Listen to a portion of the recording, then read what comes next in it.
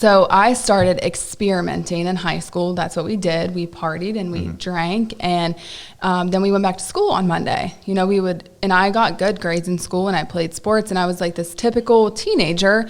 But when everybody stopped experimenting, I didn't. And when you put yourself in situations like, it started out with just alcohol, and then it was alcohol and marijuana, and then it was alcohol, marijuana, acid, mushrooms, pills.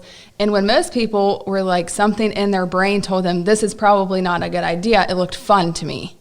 And I tried it, and then I loved it, and then I couldn't stop. So there was a girl that was like kind of like on the same path as me, and she ended up like getting caught at school with a bowl in her purse, like to smoke weed with. Yeah. And so she kind of like, so that was like enough for her to like stop, you know, and then I just kept going. And then I ended up getting caught with narcotic pills in my backpack at school. And then they ended up sending me to like a juvenile detention center. So, but still at that point, I didn't even realize I had a problem. And from there, I was there for like 30 days. And then they let my mom come and pick me up and take me to a rehab. And so I was there. I spent my 3 months of my senior year there. I turned 18 there. And so at that point, if I remember, it's hard to think back because I was so young. And, but I remember wanting it, but just personally, this is just my personal opinion, I don't think that I had experienced enough pain, enough hurt, enough loss. Like it was still fun to me. And so I thought, and this is kind of how the big book describes it, somehow, some way I was going to figure out how to experiment, party, dabble in drugs, and be successful. I didn't think of myself as like somebody that was actually going to like be in a lot of trouble because at that point in time, I went to the career center and I was in the medical terminology program because I wanted to be a nurse. Right. And so when I went to court, because I had those pills, they knew that that was like something I wanted to do. And if they charged me with a felony, it was going to be hard to pursue those dreams. So they're like, we'll take this away. You go to rehab and like, just get your life together. And I'm like, okay. I don't know. I didn't realize the grip that it really had on me. I thought that I was just going to be able to continue to do it and not have any real consequences. So I didn't get sober like in a traditional way. I mentioned I went to rehab, but when I got out of rehab, I only stayed sober for like 3 weeks and it was off to the races again. So then, I was an adult, so I started to get in trouble as an adult not long after that, and they sent me to treatment again. And so that, you know, it was okay. It was like a corrections-based treatment center. So it was good, and I stayed sober for a period of time when I came home, but still it wasn't enough. And I had engaged in treatment. It's kind of funny because we kind of like joke about how I was the client at Life and Purpose at one point in time. And I was thinking about if I would have been honest with him, which IOP, intensive outpatient, wasn't available at the time, but would I have even been referred to IOP? Probably not, because I wasn't honest. I was court ordered to go there and to talk to him, so that's why I went. And I just told him that everything was fine, so he would tell my probation officer that it was fine, and I could just go on about my business. So I think about, you know, getting in trouble and actually being in and out of jail multiple times, even to the point where I was, you know, let out at like 4 o'clock one day and back in the very next morning. So finally they sent me to prison, and that was it for me. That was when I was like, as soon as I got there that day, as soon as they pulled me up to those gates and they like come out with these mirrors, like looking under to make sure there's like nobody under there. And I was like, wow, like this is this is serious. Like, what did you get yourself into, Abby? And there was like, I can see it like it was yesterday. And there was like literally thousands of people walking around. And I was like, whoa, you know? And so from that point forward, literally that moment, I was like, I will do whatever it takes because this is not the life that I want. So it saved my life. But I also know people, and I think that I can speak for my sister, that has been to prison, and that wasn't enough for her. Sure. And some people, and I was given the opportunity, you know, I had the means to go to treatment. My mom offered to do anything to get me help, but I wasn't willing. So on the point of the legal side, it saved my life. And I know that like oftentimes people that are in addiction steal from their family. So their family is put in a position to either press charges on them for something that they stole or to let it go. Not that I want to see anybody get in trouble, but I know for myself it saved my life. So if it has came to the point where they're not willing to seek treatment on their own, I think that jail is not a bad idea because it could potentially save your life. And obviously, thinking in the long run, it causes problems because now you have a record and you have all of these other hoops to jump through and your life just becomes 10 times more complicated. But I could be dead. The first time I ever went to jail, I was 18. I had just graduated high school by the grace of God. And so I was like in this like transition period in my life where all of these people that I were friends with, like they were going off to college. That was not even a desire of mine because all I could think about was doing drugs. And so it was just like I could stop, but still at that point, everything was just, I don't even know what I was thinking because my brain was so foggy that all I could think about was doing drugs. I didn't know anything else because I was just out of high school. And I feel like at that point, it's like our parents tell us what we're supposed to do. Not that my mom didn't tell me what to do. Right. Of course she did.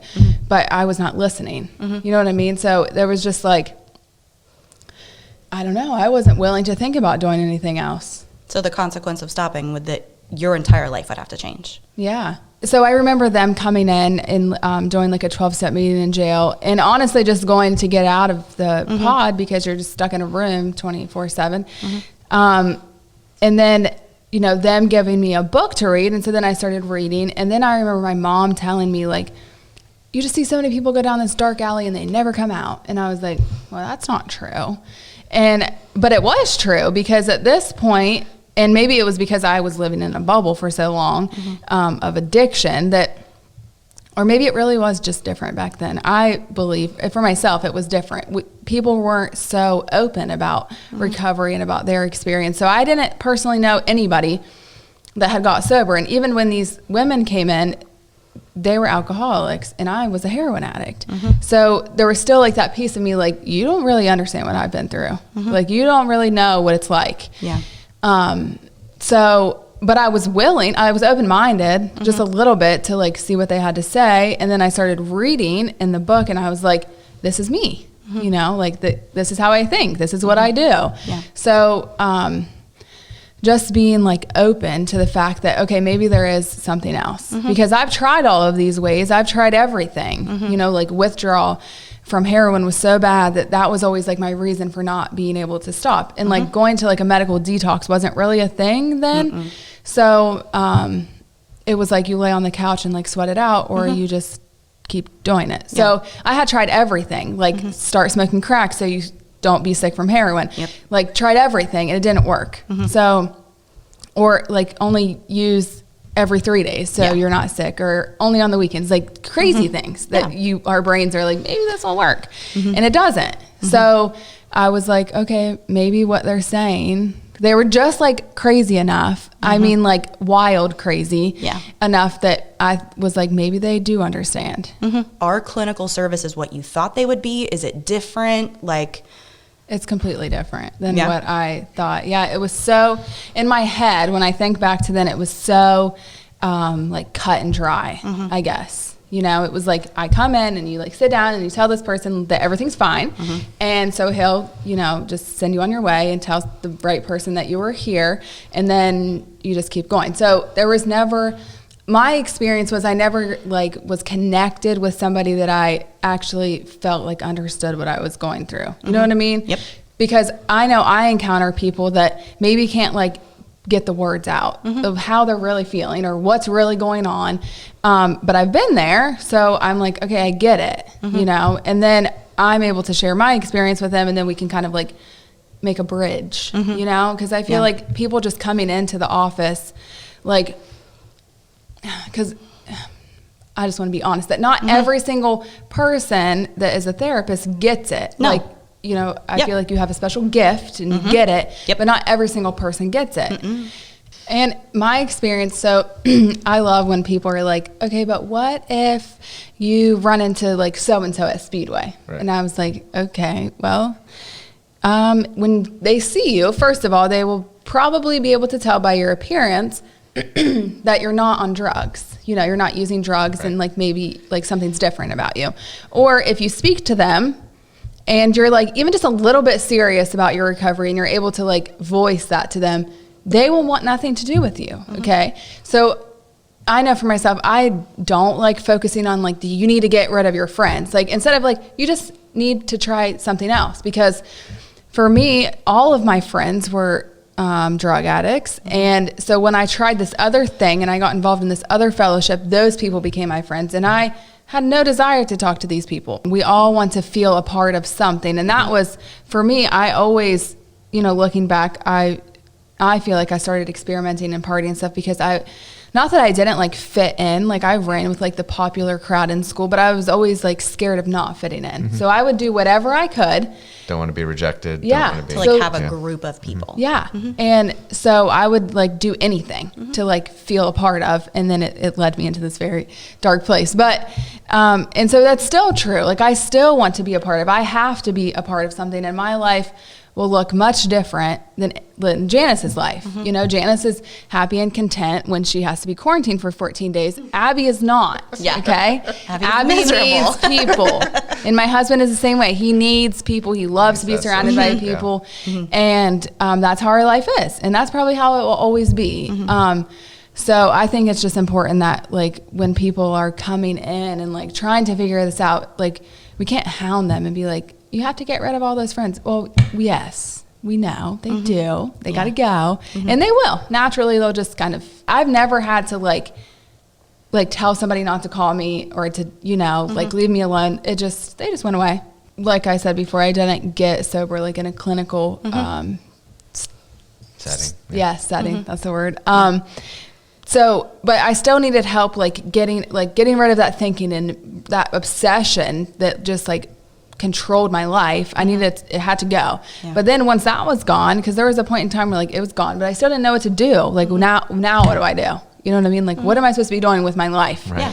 And so I think that's why IOP is so important. And like you said, some people do need to be removed, like physically removed and sat in a facility. Yeah. You know, like you need a little time out here. But then once you come home, like it's still important. Like we need structure and we need people, and we just need like a safe place to go. And that's what I love about IOP. Like on Tuesday, if like I'm gonna go do this thing and it's kind of scary and I don't know how I'm gonna react, I know tomorrow I'm coming back here. You know what I mean? Yeah. Instead of just seeing like my therapist once a month and then like I don't get to talk to you until next month, and then I could be completely gone by then. I think about it now just like, you know, all three of us have things that we do to stay well. You know, so at this point, it's just like, it's not even so much, I don't think about it as like, I have to do these things or I'm going to get high. Because it's not like that. I just have to do these things so I can just be a healthy human being. Just like you want to be healthy and you want to be healthy. So it doesn't have to be like this. Because I think that can be overwhelming to people. It's not like, asking somebody to do something beyond what we should have everybody be doing. Yeah, in exactly. life. Like you're a drug addict, so this is what you have to do for the rest of your life. Right. It's not like that at all. And I think that's another thing, because, and I have struggled with this. You look at somebody, like somebody on day or at 30 days looking at my life now and be like, wow, I can't do that. And so this is not for me. But they miss, and I tell people this, a lot of clients that I work with, because they see my life now and it's hard for them to even picture me back Right. then. So I get out my phone, I'm like, okay, let me show you something. Yeah. It didn't just jump from one, it didn't change. Yeah, like overnight. this is what I looked like then, and this is what my life looked like. Garbage, okay? And this is, but it's taken a long time. 6 years is a very long time, and a lot of hard work. And so it did not happen overnight. Right. And it's just one day at a time. We cannot look at, because I couldn't look at 6 years. 6 years ago, I couldn't even imagine. I couldn't even think about month one. Like when I got out of prison, all I wanted to do was get a job so I could buy a car. You know, like that was my mindset. You know, I didn't even think about like an apartment or like a Monday through Friday job or anything like that. I just wanted a job. I didn't care what job it was.